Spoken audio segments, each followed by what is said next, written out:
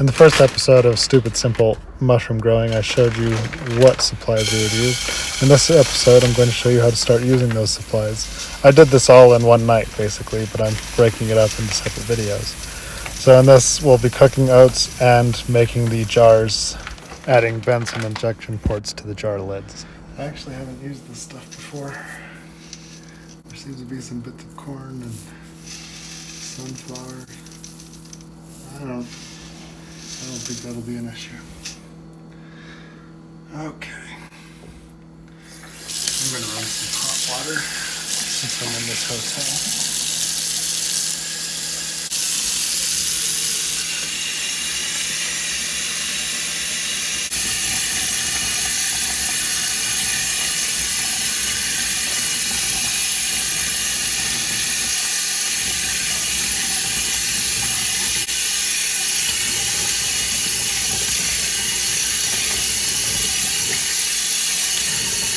You technically don't need to cook this. You could even just let it sit overnight and it will hydrate more than enough. Well, not more than enough, just enough.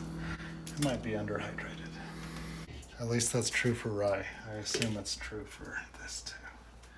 All right. Crank it.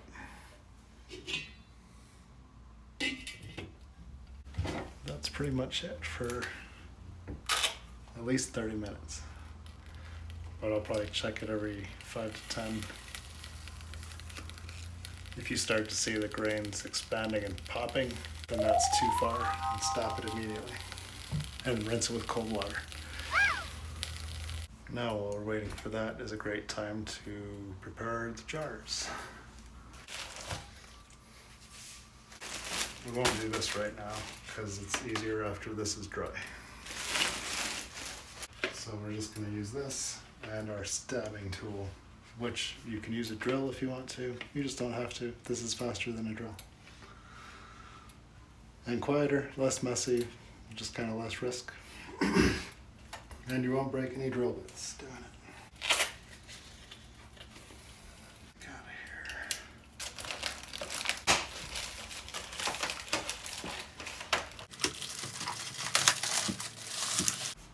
of here. Any one of these 3 bits here would work just fine, because you're just trying to stab into the thing. I'm just going to go with the one that's the sharpest, essentially. And you can control how big the hole is by how deep you go, and then you can also twist it to widen the hole. So it's just that simple.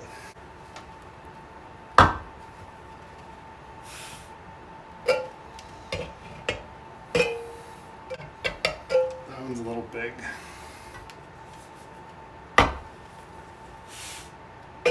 That's a pretty good size.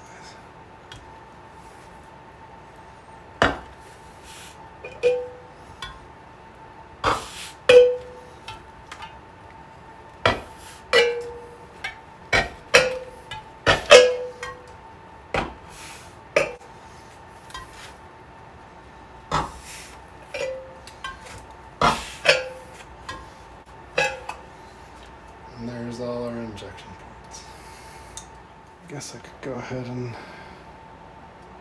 do the second hole where the pillow stuffing is going to go to. Nah, whatever.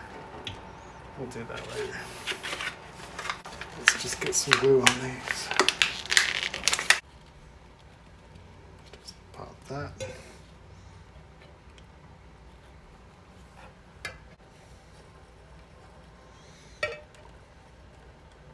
Keep it simple.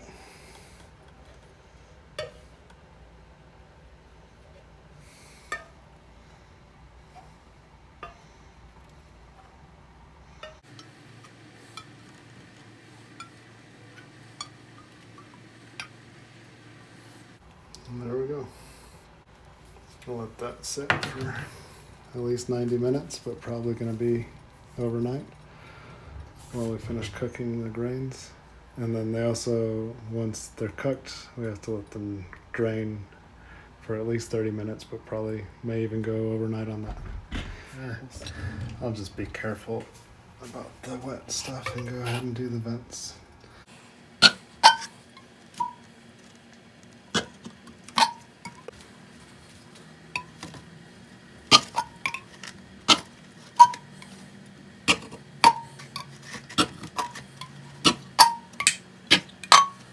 There, and then we'll just put the stuffing through once those are dry.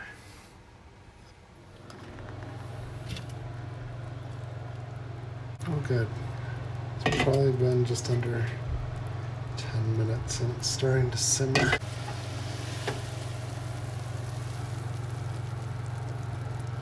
Yeah, definitely swelling up, I'd say.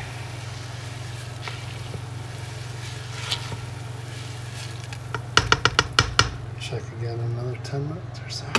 Alright, so what's that been now? Maybe 15 to 20 minutes. I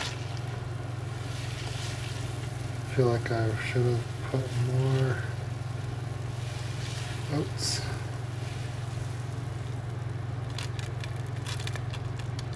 Looks like they're expanding. I don't see anything splitting yet. 25-30 minutes. And now it's definitely getting thicker and heavier. Definitely swelling. Maybe they're about done now.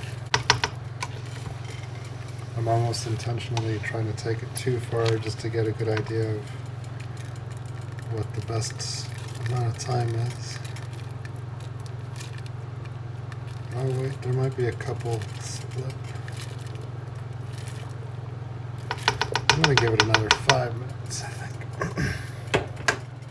Alright, 30 to 35 minutes in.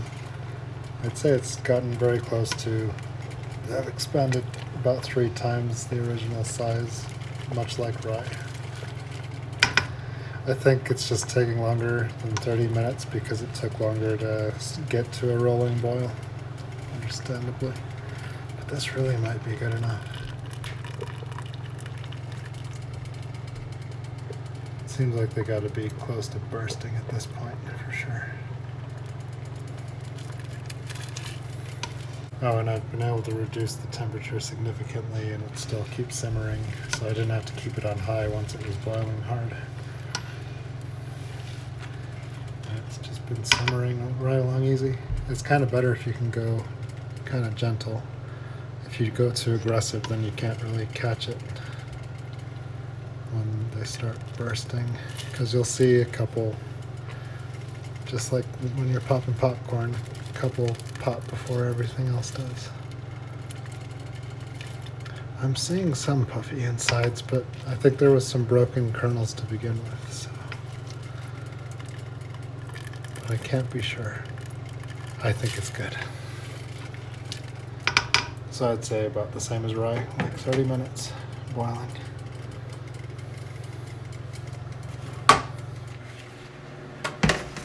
Having 2 also just lets you spread it out so that it can cool, have more surface area.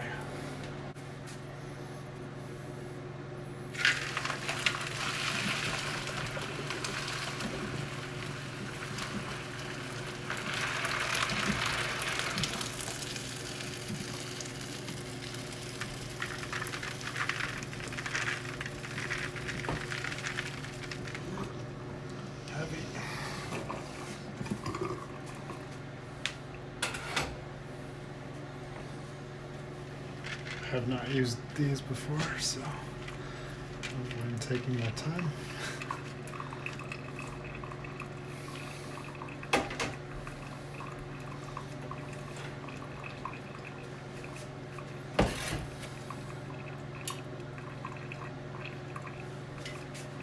And I definitely made more than enough, I'm pretty sure.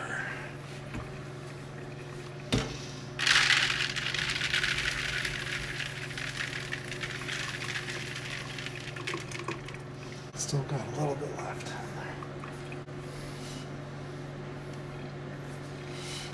But it's not too wet, so I might just let it, the steam coming off is still evaporating too.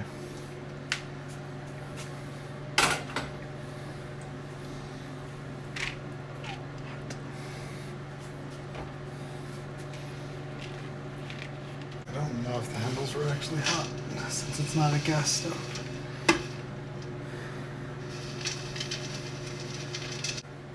Good enough.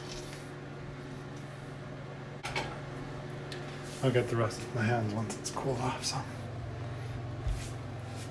Looks pretty good. Some corn. I didn't eat corn. So that's some of the original. That's the cooked. Easy to kind of even eyeball that and say it probably grew about 3 times in size. And it turns translucent pretty much, kind of clear.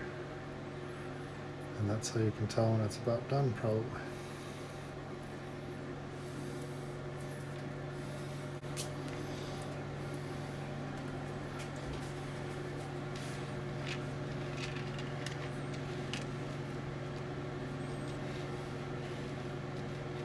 And it's going to keep cooking a while because it's super hot still.